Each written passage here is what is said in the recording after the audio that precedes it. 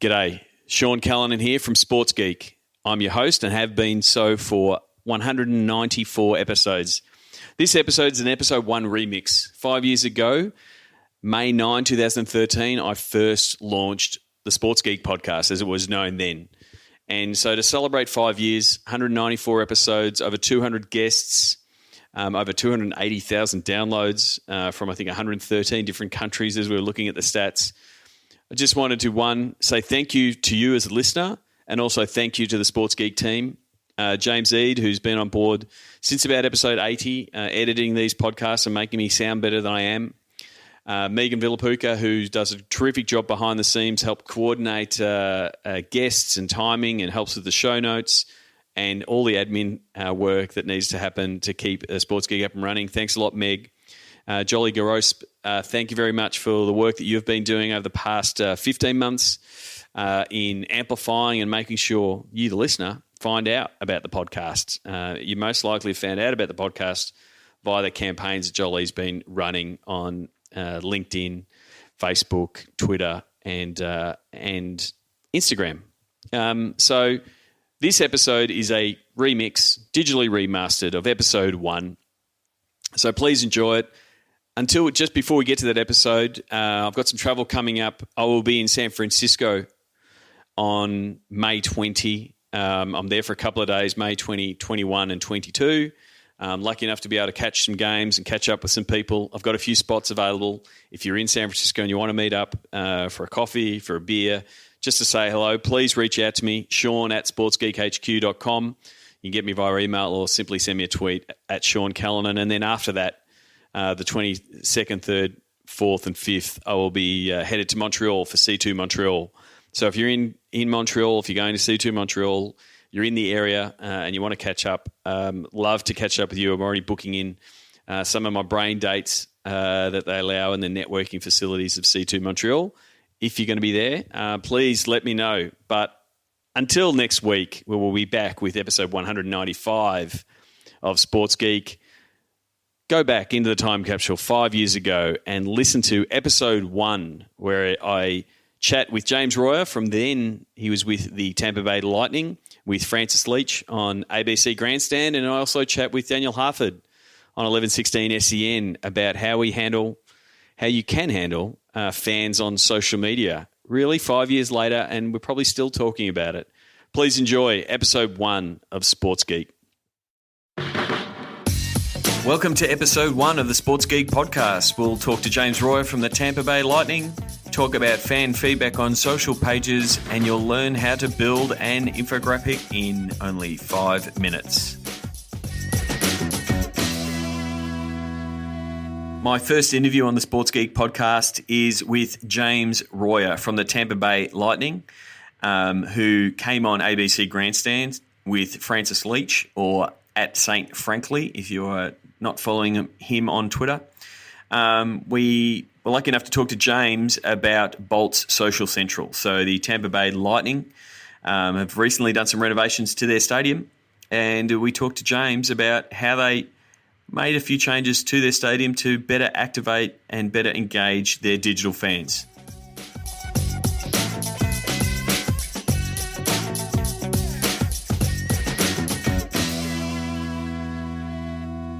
Francis Leach here on your Saturday morning on Grandstand Breakfast. We'd love to catch up with the digital sports geek, Sean Callanan, each Saturday to find out what's been happening in sport in the digital space. G'day, Sean. G'day, Francis. How you doing? I'm not too bad, mate. Interesting stuff that you've brought to the table today from the Tampa Bay Lightning. Now, for those who don't know their American sport, what major competitions do they play in? They are at NHL. On the ice? On the ice hockey down in Tampa. Now, they've taken a different approach to their social media, and they've been really innovative, particularly solving a problem that they thought they'd sort of hit a roadblock with. Explain what was going on. So, so they were pretty much in process of remodelling their stadium, and they had these 4 corner suites as part of the stadium that sort of looked in on the ice, and they, as part of the renovations, they remodeled them and sold effectively three of the corners to sponsors, and so the corners are all owned and operated effectively by the sponsors. But they had one corner left over, and they weren't quite sure what to do with it as far as sponsorship and things go. And what they decided to go is what they've called Bolts Social Central. And we've talked before about the big display boards, electronic display boards, and they've used it to show all things social. So it shows their Instagram feeds, their Twitter feeds. It's getting fans checking in. So it's real, a digital activation, really getting the fans to rally around all the things they're doing online. Well, James Royer is with us. He's the Director of Digital Media at the Tampa Bay Lions, on the line from the United States. Hello, James. Welcome to the program. Thank you, Francis, and thanks, Sean, for having me. So how hard was it to do this, to actually get this wall up and operating? Well, I think you have a number of different factors all play in place when you do something like this. One is the technology within the building, technology within your internal TV network, and how those TVs are fed, and then obviously the Wi-Fi capability too. So it was a challenge to get it up. I know a lot of teams have called me up and said, "How do you guys pull this off?" We were trying to do the same thing, and it was a bit of a challenge. And fortunately, we have great relationships with some local partners who get social media, and they jumped in and took on the project and championed it through. So James, how from a you're running all the social and digital channels for both the Tampa Bay Lightning and also the stadium. So that relationship works really well. How have you used the board to, rather than the visual spectacle of the fans being able to go by and tag their Instagram shots? How have you actually used the board to get fans engaged, both in the stadium and probably more importantly, the ones watching at home and getting a little bit jealous that they're not there? Yeah, absolutely. We know that in the sports world, we saw a lot of stats coming through in social media that one of the most frequent places that people take photos and share them is from sporting events. It's usually in the facility. So that's what we're trying to capture here with a lot of the photos coming through. And we wanted to organize it in some way, shape, or form too, so we could see those. We also saw that adoption of hashtags, even within Instagram, has been kind of slow to go on. But now that I'm seeing results that reports saying now that photos on Instagram that do have hashtags are performing much better from an engagement standpoint. So we're trying to capture some of those elements of it, and obviously it gets people excited when we have activations inside the building where we give away something simple, or we ask people to go on photo hunts for us. You go to a sponsor location and take a picture in this area and share it.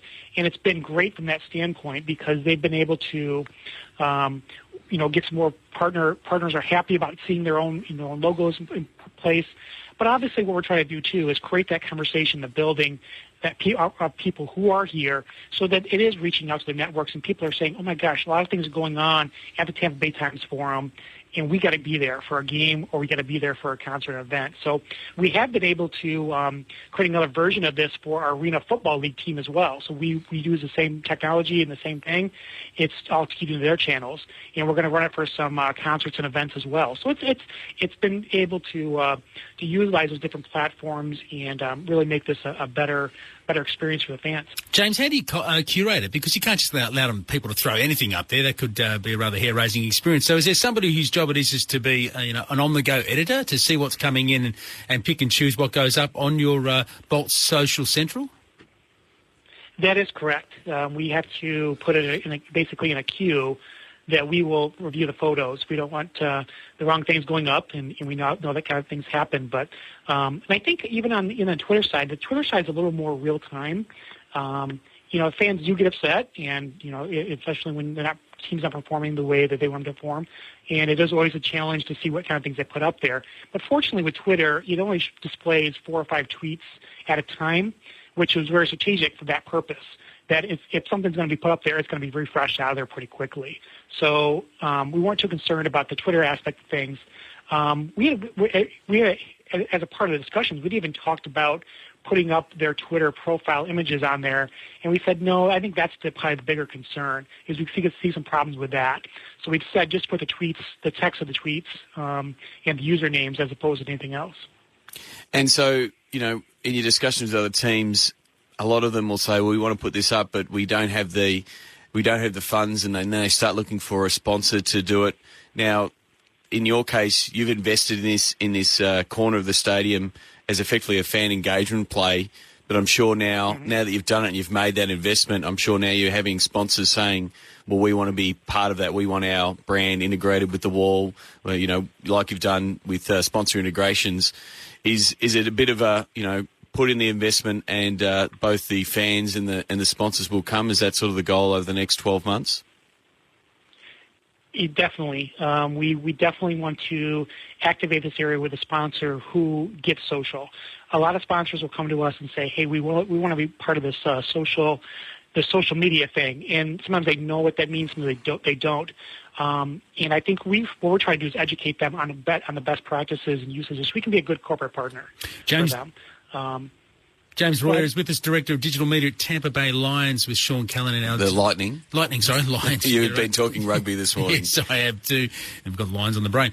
From the United States, with Sean Callan, our digital sports analyst here on Grandstand Breakfast. James, in terms of the Wi-Fi aspect, this is a frustrating aspect for all Australian sports fans because we can go to big events and we're encouraged to get involved, and then we sort of log onto our smartphones or whatever we're using, and it's just like you hit the brick wall. You cannot post anything. How is it that you can get 20,000 people in that space and make sure that everything can flow through nicely?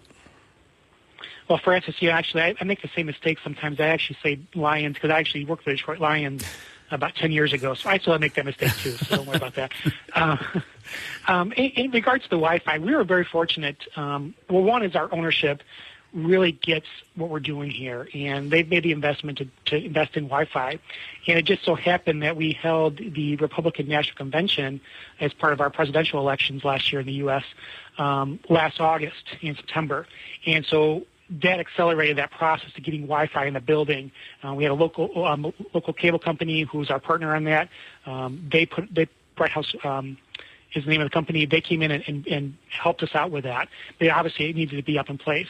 We also were very fortunate to have all the cell phone companies, because of that event coming into play, say, hey, we got to improve our cell signal in that building. So even if sometimes the Wi-Fi is not working, we have ramped up the cell service in the building enough that they can get to it on their devices and through cellular means as well. Yeah, that's been a constant topic of the time that I've been here with in Francis, and one that's a big discussion at the SEEK conference, and we're going to be talking again in Kansas City. But it is something that the infrastructure needs to be there, because then marketers like yourself and trying to do sponsorship activations, you need to have that infrastructure in place. Otherwise, I was lucky enough to go to a few stadiums, and if you don't have that infrastructure, and if you take the, San Francisco Giants on one side of the bay and the Oakland A's on the other side of the bay, First world, third world? It is exactly like that. A&T Park is the most Instagram ballpark in the world, and it's all because they've got the infrastructure there. So that definitely helps, down the track, even if you're selling sponsorship signage and anything you're doing, and, game day activations, but getting people through the gate, just being able to have that ability to brag. And I think the good thing about this, the Bolt Social Central, is that it trains the fans, even just by them walking past. Oh, now I know the hashtag. Oh, I better take my shot because it's going to end up on the board. And the more fans you do, the more you can develop your, what we call digital cheer squad, get them out there and promoting it. It makes James' job a lot easier because they're out there pushing the Tampa Bay message. Well, I love the Bolts Social Central wall. It's a great idea. James, how's the season gone so far? Well, we actually wrapped up our hockey season last week. We didn't make the playoffs this year. We had a couple injury challenges and some changeover in the year, but we're looking forward to being in the playoffs next year and getting ready for that. So, but I think you nailed it. I think you said something there that really resonated with me in training our fans. And one of the things we've done, we've increased our check-ins to our building on an average of 35% a night, and that's on Foursquare and on Facebook.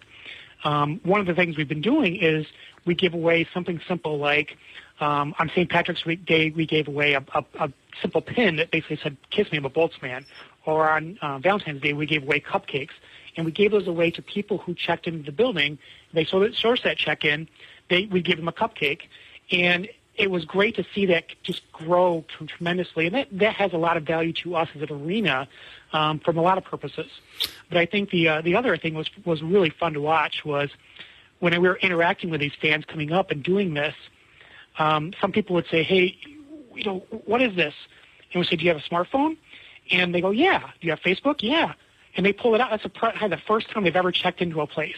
But they were willing to do that because they enjoyed the takeaway from that. It's the power of cupcakes. It's the power of cupcakes, James. Good on you, James. It's funny you say that because I would see people with opposing team jerseys. Now, Tampa, we're in a location in the U.S. where it's a vacation destination. It's warm weather climate almost year round, and you get people from the northern cities or even Canadian cities who circle Tampa Bay when their favorite team is playing Tampa Bay, and they plan their vacations around it. So they come down here, and so we see a lot of opposing fans, wearing their jerseys or their sweaters, and I had some people come up to me from Buffalo, and they wanted a cupcake, and I said, I'm not going to give this to you until you give me a Gold Bolts. And they were happy to tweet Gold Bolts out for me. So it tells you how quickly people will sell their souls or sell their sports loyalties for cupcakes. Good on you, James. Great to talk to you. Great talk to you guys. Appreciate it.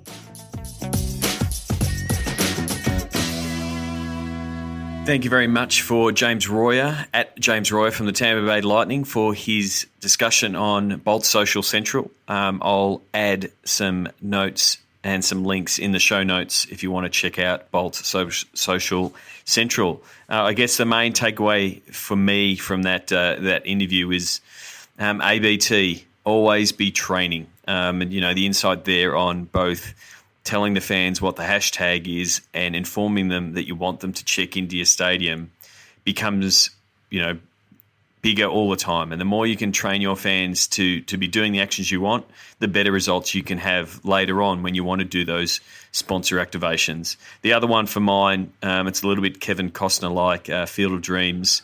If you build it, they will come.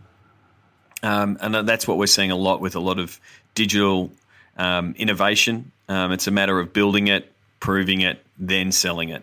A lot of sponsors aren't really ready to take that leap on new ideas.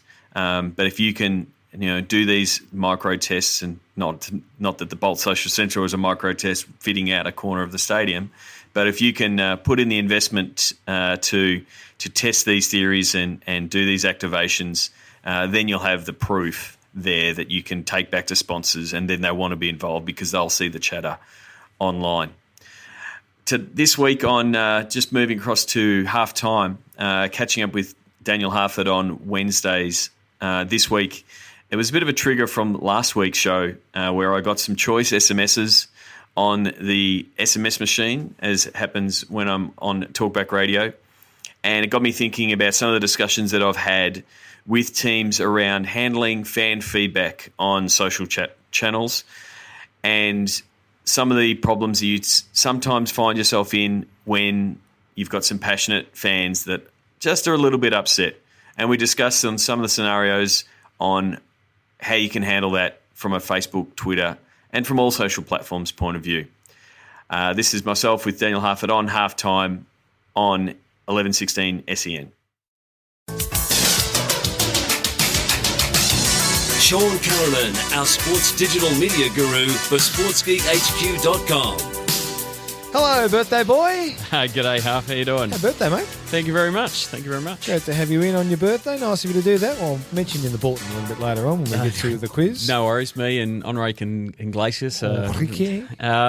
Today, Yes. discussing fan feedback. And the thing is that social media offers all these new channels for fans to express their opinion about teams. Yep. and effectively give them that public forum. We've talked about it before, Seth Godden's quote of that describes sports fans or fans in general, but I think it describes sports fans perfectly as positive deviants. Which is what a sports fan is. They love their team. There's so much passion pouring out of them, and most of the time it is positive. As much as they're in the stands, cheering their team on. But occasionally, emotions get the better of us. Your team might not be doing exactly, doing as well as you would have liked. And sometimes you would go to social media to vent. And that might be on the team's Facebook page, complaining about player XYZ or complaining about a certain play. It might be a game like yesterday's game with the Golden State Warriors. They had an awesome game. Steph Curry's going off, and then they lose that lead at the end. Now, I'm sure 98% of the Warrior nation was ecstatic about the effort and the what they put in, but there will be a certain percentage of them who will be hanging the coach for not drawing up the play right and leaving Ginobili wide open, or why there wasn't a switch. So there will always be those kind of fans. So as someone who's managing those pages, you've got to take on board the situation that the fans are facing. So if they're, you've got to have a bit of empathy for, feel just as hurt as they do. If it is a close loss, or worse, if it's an absolute belting, and you're going through, a long losing streak, as, we did, sort of helping out the Sydney Thunder, haven't won a game since 2011.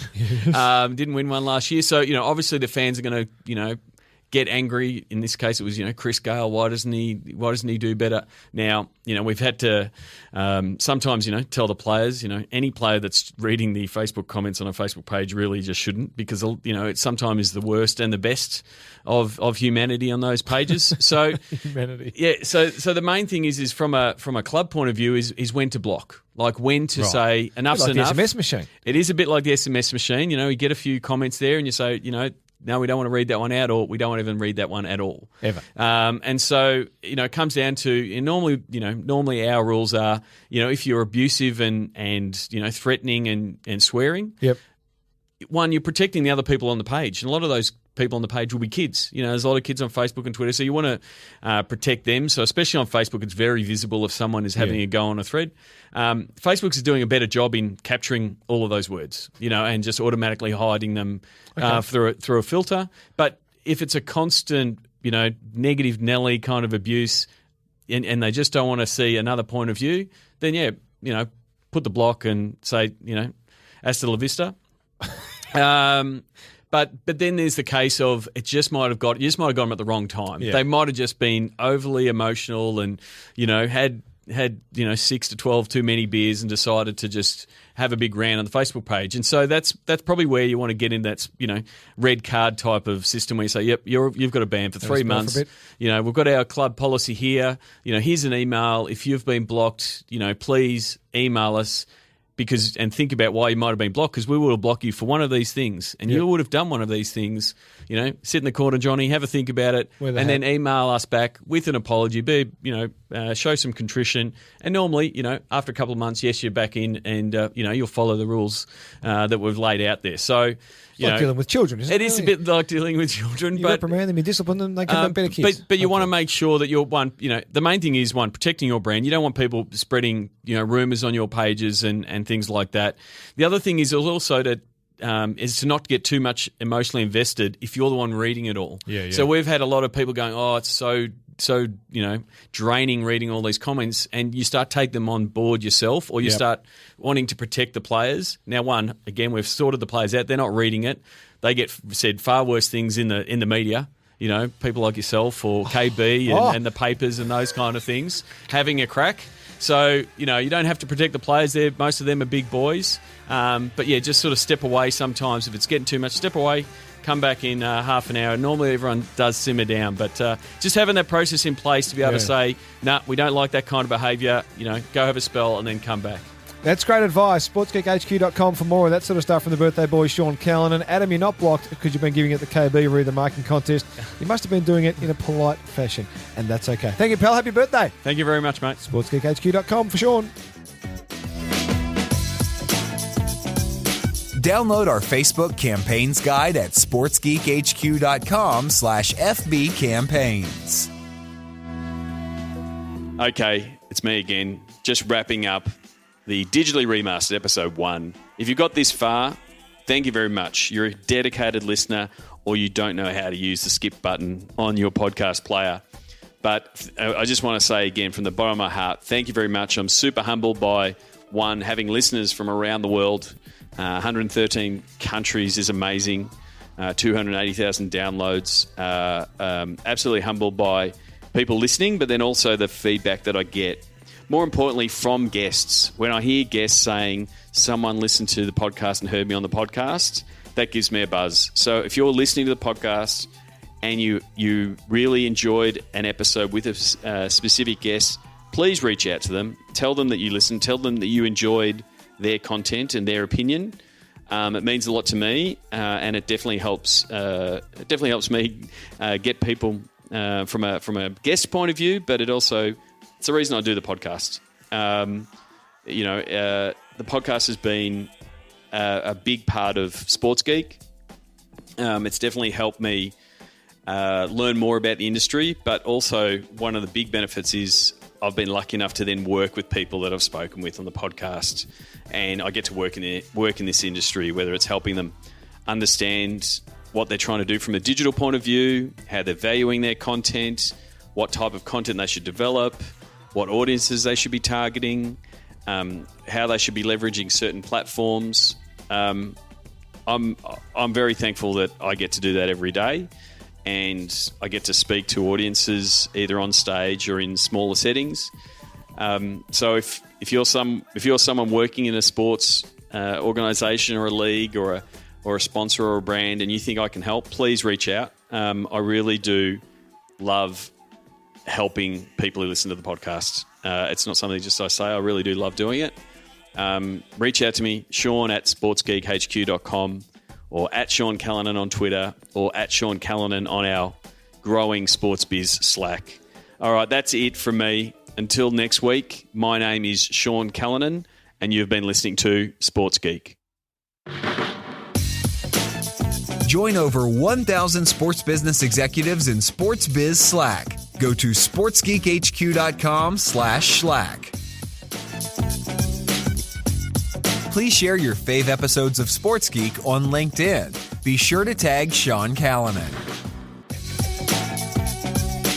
Go to sportsgeekhq.com for more sports digital marketing resources. Want to chat with Sean? Book a time for a call. Go to sportsgeekhq.com/phone call.